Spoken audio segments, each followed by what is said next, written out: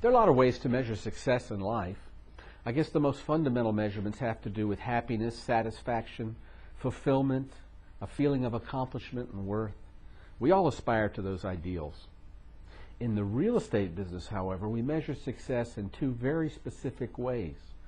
Market share, which we talked about the other day, and profitability. The important thing to remember about market share is that it's both a goal and a process. Or as we said in the previous post, it's both static and dynamic. We can take a snapshot of it at a point in time, or we can watch it grow over a period of time. If we're aggressive and positive, we'll probably never achieve our market share goals because we'll always be revising them upward. The important thing is the process. Are we always growing the market share or expanding our reach into newer areas? Profitability is a different kind of challenge. First, we have to achieve it. Then we have to maximize it. And we have to know when we've done that. Then, if we want to continue to grow, we have to replicate what we've done in a new outlet. Step one in any discussion of profitability in real estate is to define it. This can be confusing because there's a lot of different people in your world that have a different idea of how you get to a bottom line. For example, your accountant. Your accountant is a good accountant and wants to cram as much stuff into your income statement as possible to minimize the bottom line and to minimize your tax liability. That's great, but that's a different purpose. Your purpose is to measure the success of your business, not the performance of your accountant. So you need to employ a different process, a different formula. Start with revenue, the top line. If it comes into your office bank account as payment for goods or services of your real estate company, it's revenue. From revenue, we deduct cost of sale.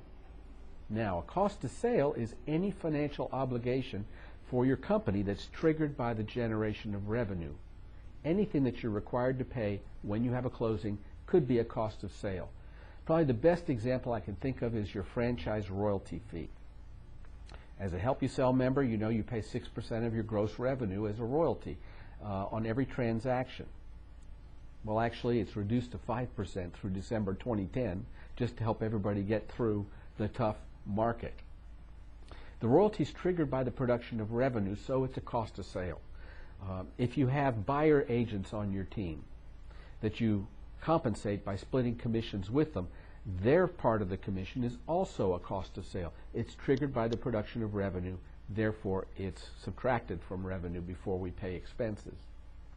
What you have left after paying all your cost of sales is called net operating income, sometimes called NOI, but in the real estate business, believe it or not, we call it something else. I don't know if I agree with this or not, but generally speaking, it's called company dollar. It's net operating income. That's the thing we pay our expenses out of. You have the hard expenses of rent and utilities, support staff salaries, MLS dues, and so on. And you have the somewhat less fixed expense of marketing.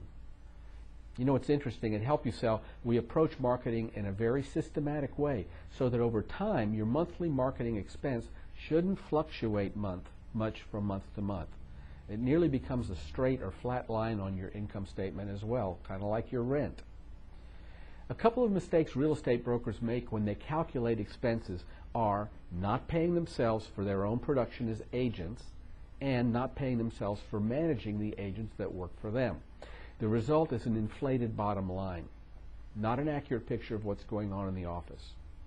You have to think, what would I have to pay someone to do what I do in this office every day if I ran away to Tahiti tomorrow? Then be realistic, crank it back a little bit, and then plug it in. At Help You Sell, if you work with a buyer and make a sale, you should compensate yourself, at least on paper, just as you'd compensate a buyer's agent. We consider that the listing belongs to the company and that the system, not the agent, markets the listing, so the set fee we earn on the listing when the listing sells can remain in company dollar without an allocation to you. That's okay. That's fine. That's how we do things. What's left after we take out expenses is profit. It's a dollar amount, but becomes meaningful when we convert it to a percent of gross revenue, gross income or revenue. Take the bottom line, whatever that bottom line profit is, and divide it by the top line, the revenue line. What you get is your profit. That's assuming that your bottom line is positive. You get a profit. Now, traditional brokers often delude themselves about profitability by taking the bottom line and dividing it not by the top line, but by company dollar after they've paid their agents. And they say, oh, I've made a 14% profit or something like that. And it's just not true. It's a fallacy. It's a fantasy. You divide the bottom line by the top line. The balance, what's left is what you have is your profit. Now, how much profit do you have to make on your office to make it worth owning? That varies, especially when you factor in the human elements we discussed earlier, things like fulfillment and satisfaction and happiness and so on. Maybe you won't be happy and fulfilled if you work 20 hours a day to maximize your profits. So you have to balance these things. But what is a good profit? Here's some thoughts.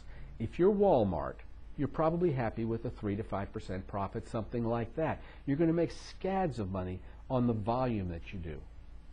If, however, you're Angie's Boutique down on Main Street, you probably need to see something more in the lines of 20 to 25%. Your risk is much higher in that small business situation, and you're probably much more susceptible to market fluctuations than, say, Walmart. I'll tell you that in the 15 years of profitability consulting for traditional real estate brokers, I never saw anything, any true profit, better than 4%. Now, I had some try to convince me that they were making 10 or 12% or something, but they were usually running ancillary services through the revenue, into the revenue and through their company, things that ought to have been pulled out and treated as a separate business. I can't tell you how many brokers and managers I talked to who said things like, oh, I just leave my own commissions in the company. Yeah.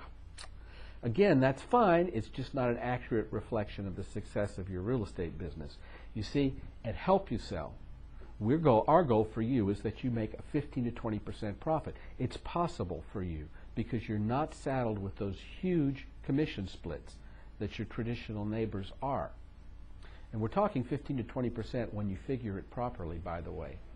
That's a successful office, and it's a very good income. It's also very attractive when it comes time to sell your business, something you can do much easier than your traditional broker counterparts because you build your Help You Sell business on systems, not personality. And with that, I got a call. Better sign off.